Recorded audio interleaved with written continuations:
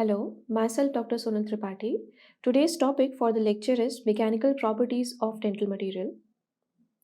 Contents: definition of mechanical property, types of forces, definition of stresses, types of stresses, strain, type of strain, stress strain curve, elastic and plastic deformation, modulus of elasticity, hardness and its type, flexibility, toughness, ductility, malleability, then reference and conclusion. Now, starting with mechanical property, mechanical properties are defined by the laws of mechanics, that is, physical science that deals with energy and the forces and their effects on the bodies. Now, the mechanical properties are the measures of the responses of material under the applied force or the distribution of forces. And these responses can be elastic or plastic. Elastic responses are reversible responses on removal of the forces, and plastic responses are the irreversible responses on removal of the forces.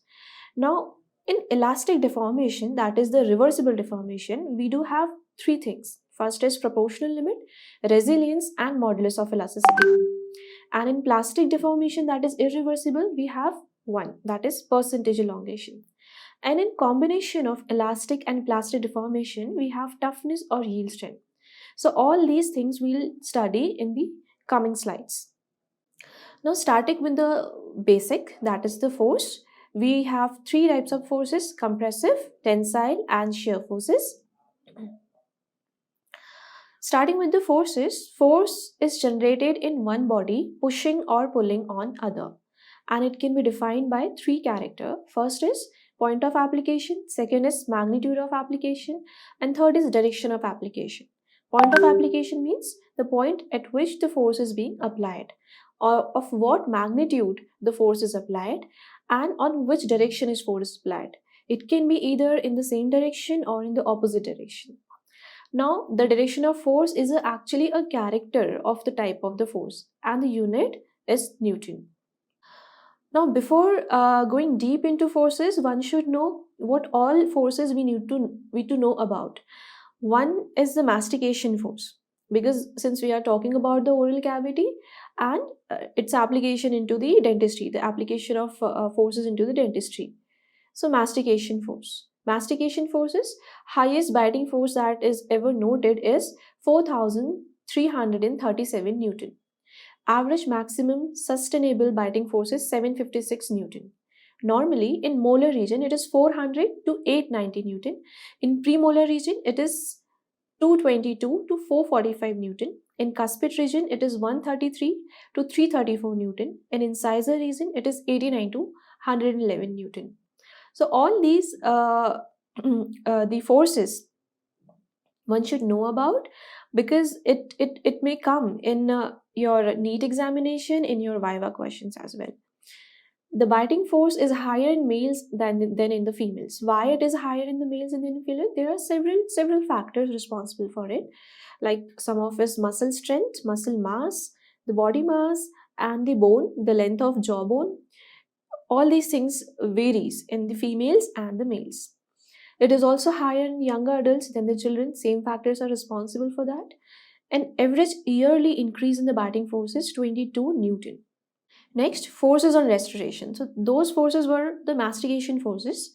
Now the forces on restoration, and restoration can be anything like fixed partial denture. It can be a filling, that is a restoration. It can be an RPD, that is removal partial denture.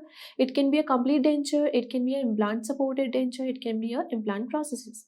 So average biting force on patient with FPD, that is fixed partial denture, replacing first molar is 250 Newton on restored side and 300 Newton on opposite side. Average biting force with removable partial denture is 65 to 235 Newton. Average biting force with complete denture is 100 Newton in molar area and 40 Newton in incisor area. Now coming to the stress. What is stress now? Stress is the internal reaction to an externally applied load or force and is equal in magnitude but opposite in direction to the external load. That means stress is something which is a response against the forces which is being applied to it. So what is the formula? Stress is equals to force upon area. So the SI unit will be megapascal. Now, the direction of forces determines the types of stresses acting in the same line and acting parallel to each other. There are four types of stresses: compressive stress, tensile, shear, and flexure. Now, compressive stress. If a body is placed under a load, that tends to compress or shorten it. The internal stress to such a load is called as compressive stress. That is, if a certain amount of load is applied over a body, the body compresses. Now, the strain generated in this action is compressive strain. Next is tensile stress. A tensile stress is caused by a load that tends to stretch or elongate a body. Now, the shear stress is a stress that tends to resist the sliding or twisting of one portion of body over the another and is termed as shear stress. The shear stress is calculated by dividing the force by the area parallel to the force direction. Next is flexural or bending stress. These stresses are produced by bending forces in dental appliances. The stresses in 3-unit bridge is flexural force and stresses in 2-unit bridge. So these are all examples of these flexural stresses, that is the bending stresses. We can see one example. The FPD unit is given in the premolar and molar. We can see the pontic in between. When the load is applied over the pontic, we can see the stresses generated in the connector region. The stress generated above the connector region is the tensile and below it is the compressive. Next is strain. Strain is the change per unit length that a material undergoes when force is applied to it. And the strain is calculated as change in the length upon original length or the deformation upon original length. The strain can either be elastic or plastic. Elastic is something which is irreversible in nature. The strain can either be elastic or plastic. Elastic is reversible in nature when force is removed, and plastic strain is the strain that is permanently remains once the external load is removed. Now, the relationship between the stress and strain. This is something very important also in theory but also in your NEET exams. Stress and strain are closely related to cause and effect, and this relationship is used to characterize the mechanical properties of the material. The mechanical properties based on elastic deformations are Young's modulus, dynamic Young's modulus, shear modulus, flexibility, resilience, Poisson's ratio, proportional limit, elastic limit, and yield strength. Now, starting with the modulus of elasticity, which is something very important, it describes relative stiffness or rigidity of the material. Measured by the slope of elastic region of the stress strain graph that we are going to study in the next slide. Now, how do we calculate the modulus of elasticity? It is actually the stress upon strain. Elastic modulus, so we have one example, that is elastic modulus of enamel and dentine to compare about. The elastic modulus of enamel is 3 times than that of the dentine. Enamel is stiffer and more brittle than dentine, so we can say dentine is more flexible and tougher than enamel. Since enamel has the high modulus of elasticity than the dentine. This is the comparative graph of enamel and dentine Young's modulus. Here we can see, so we have this graph, comparative graph of Young's modulus of enamel. So we have this graph of comparison of Young's modulus of enamel and dentine. We can see the first plot is for enamel and the second one is for dentine. The first dot, this first dot, represents the proportional limit. And what is proportional limit? We'll study in the next slide. So the proportional limit of enamel is 235 megapascal and proportional limit of dentine is 176 megapascal. And the area from the starting point to this dot, that is the proportional limit, is called as the resiliency. It is actually the elasticity of the material. So for the Young's modulus for dentine, it is 11.7 GPa and for enamel it is 33.6 GPa. That is, enamel has the more Young's modulus, that is, it is stiffer as compared to dentine, and dentine has the less Young's modulus, so it is more flexible than that of the enamel. Next is dynamic Young's modulus. Elastic modulus measured by dynamic methods using the sound and the sound waves.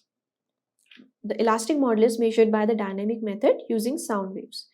Method is less complicated than conventional tensile or compressive test, but values are often higher than the static measurement. The shear modulus can be related to elastic modulus. So shear modulus is 38% of the elastic modulus. Next is Poisson's ratio. When a material is under a tensile stress, that is the elongation stress, the tensile strain and the lateral contraction is proportional. So this is called as Poisson's ratio. There are several materials like amalgam, zinc phosphate cement, enamel and resin composite for which the Poisson's ratio are 0.35, 0.35, 0.30 and 0.24 respectively. So this is the stress strain graph. We can see this part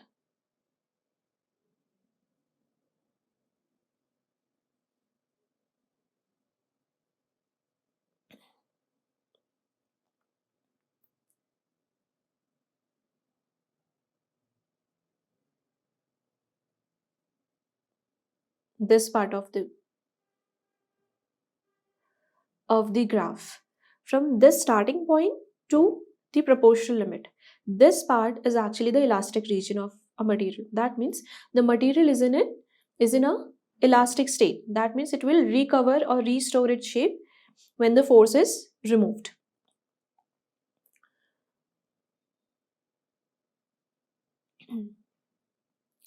And this part, which is brown, it's actually a plastic region. That means on this point, the material will gain the plastic deformation. That means it will not regain its shape once it is loose. It will not regain its shape when it is lost. Okay. So this is something which I have explained. Now what is proportional limit? Proportional limit is represented on a stress strain diagram as the point where plotting converts from straight line to a curve. This point, where the plotting converts from a straight line to the curved, that is the proportional limit. A higher the proportional limit is desirable for restorative material. The value of stress which corresponds to the limit or the proportionality is referred to as the proportional limit. Next is elastic limit. For all the practical purposes, same as the proportional limit, stresses beyond which the strain are not fully recovered is the elastic limit. Higher proportional limits are required by connector or partial dentures. What is yield point? It is the point of first marked deviation from proportionality of the stress to the strain on the stress strain diagram. So we can appreciate the yield point. It is after the proportional limit. Now, mechanical properties based on the elastic deformation. First is yield strength. Yield strength is defined as the stress at which a material exhibits a specified limiting deviation from proportionality of stress to strain. It is defined as the stress is required to produce certain amount of plastic strain, that is 0.2% offset, and it is used as a measure of the onset of yielding of the material. There are some material like nickel chromium alloy, cobalt chromium alloy, and type for gold alloy. And for these material, the yield strengths are 690, 572, and 621 respectively. It is the amount of stress required to produce a predetermined amount of permanent strain, usually 0.1% or 0.2%, which is called as the percent offset. It is a useful property because it is easier to measure than the proportional limit. Now, what is flexibility? The ability of material to return to its original form indicates its elasticity, but the strain taking place at the elastic limit is known as flexibility. Now, flexibility is actually a bending capacity of a material. Next is resilience. The property is often described as spring back potential, that is, a relative amount of elastic energy per unit volume released on unloading of a test specimen. And this quantity is reported in units of energy per volume. Higher the modulus of resilience is desirable in a restorative dental material. For orthodontic wire, it means that they are capable of storing energy which may then be delivered over an extended period of time. The area bounded by elastic region is a measure of resilience, and the total area under the stress strain curve is the measure of toughness. This we'll understand in the next slide. What is toughness? Toughness depends on the strength and ductility, total amount of energy which a material can absorb up to a point of fracture. The material capable of absorbing large amount of energy are called as the tough materials. So this is the graph. The material, the area up to the proportional limit, the yield point, is actually a resilience. It shows the resiliency of a material on which the force is applied. And after the yield point to the fracture or the failure of a material is called as the toughness of the material. Next is strength. Strength is the stress that is necessary to cause fracture or specified amount of the plastic deformation. Strength are of three types again: tensile strength, compressive strength, and shear strength. First is compressive strength. Compressive strength is capacity of a material or structure to withstand the load tending to reduce the size. So in other words, compressive strength resists compression, that is being pushed together. This picture we can see when the load is applied on a subject, the compression is taking place over the upper half and tension is taking place in the lower half. Now what is the shear strength? The maximum stress that a material can withstand before failure in a shear mode of loading. So it is particularly important to study in the study of interfaces between the two material, for example, porcelain fused to metal or implant tissues surface. According to N. Konishi et al. In 2002, shear strength of dentine varies with the location. So as we approaches near the pulp, the shear strength decreases. Now what is impact strength? The term impact is used to describe the reaction of a stationary object to a collision with a moving object. Charpy type impact tester used to measure the impact strength. Flexure strength, transverse strength or modulus of rupture. The flexural strength of a material is its ability to bend before it breaks. So that is the flexural strength. It is the measure of how a material behaves when under multiple stresses. A higher flexural strength is desirable once these materials are under the action of chewing stresses that might induce the permanent deformation. Now, what is fatigue? Fatigue is defined as a progressive fracture of a material under repeated loading. The fatigue tests are performed by subjecting a specimen to alternative stress applications below the yield stress until the fracture occurs. Fatigue stress is the stress at which a material fails under repeated loading or depends on the magnitude of load or the number of loading repetition. Next, what is the importance in the dental practices? So, various dental appliances such as complete denture, implant, metal clasp of removal partial denture are under repeated loading. So, it is important in design of a restoration to know what stresses can withstand for how much number of the cycles. So, fatigue fracture may develop from a small crack which propagate through grain of material, and these cracks may coalesce, ultimately leading to a macroscopic crack and failure. Environmental conditions also play a role, that is elevated temperature, humidity, fluctuating pH all tend to decrease the fatigue strength.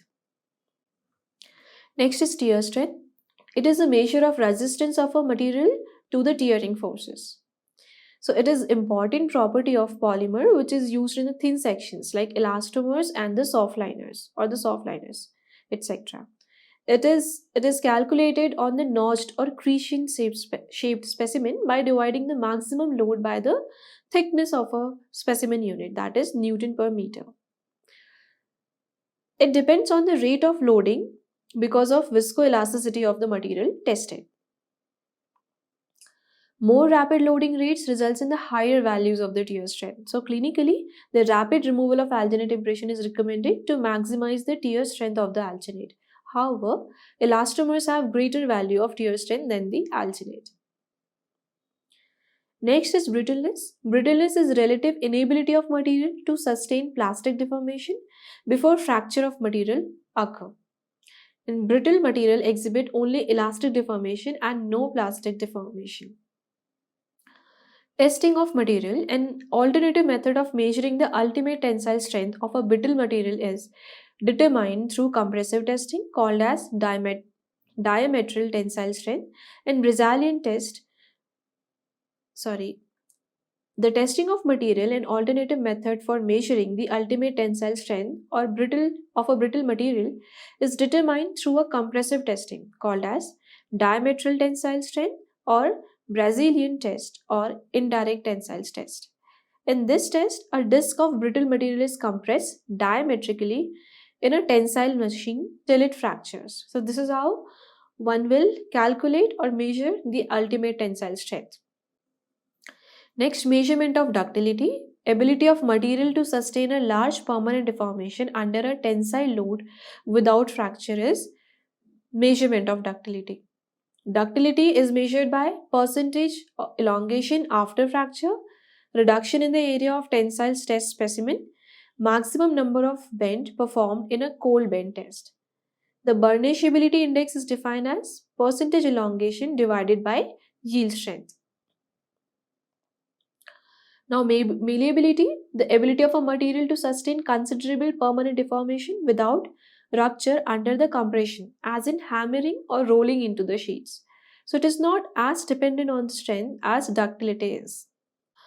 Now, surface mechanical properties. Mechanical properties that are more function of surface condition of material are called as surface mechanical properties. These are hardness, friction, and wear. Starting with hardness, hardness of a substance is based on its ability to resist the scratching, its resistance to indentation. So, the properties that are related to hardness of a material are strength, proportional limit, and the ductility. The surface hardness test commonly used in the dentistry are Brinell, Rockwell, Vickers, Knoop, Barkul, and the Shore. Starting with the Brinell hardness test, it is one of the oldest methods to test the metal and alloys used in dentistry. A steel ball is pressed under a specified load onto a polished surface of the material. The load is divided by the area of projected surface of the indentation, and the quotient is referred as Brinell hardness number, usually abbreviated as BHN. So we can see in this picture a ball is pressed over a surface. Capital D is the indenter diameter and DI is the indentation diameter. Now, Rockwell hardness test, the rapid method of hardness determination. A ball or a conical diamond point is used as indenter, and a depth of indentation is directly measured with a sensitive dial micrometer. Here we can see in this picture. Use. Rockwell test is used to test the plastics in dentistry, for example, acrylic teeth, pit and fissure sealants, resin composite. Brinell and Rockwell hardness tests are not suitable for bitter material. Vickers hardness test. This test uses 1360 diamond pyramid, which is forced into the material with a definite load application. Indentation is the shape of a square and the diagonals. Indentation is in the shape of square and the diagonals of which are measured and averaged. The load vary from 1 to 120 kg depending on the hardness of tested material. It is used for dental casting gold alloy, and it can also be used for brittle materials. In this picture, we can see this thing. Now, Knoop hardness test. If in this test a diamond shaped indenting tool with a pyramid shape is used, the load ranges from the 1 gram to many kilometers. Impression or indentation is rhombic in outline. The length of largest diagonal is measured. Only the length of larger diagonal is used to measure the KHN, that is Knoop hardness number, because when indenter is removed, the shape of indenter causes elastic recovery of projected impression to occur primarily along the short diagonal. So this is why the larger diagonal is being measured. So the stresses are relaxed in such a way that only dimension of minor axes are subjected to change by the relaxation. Sorry.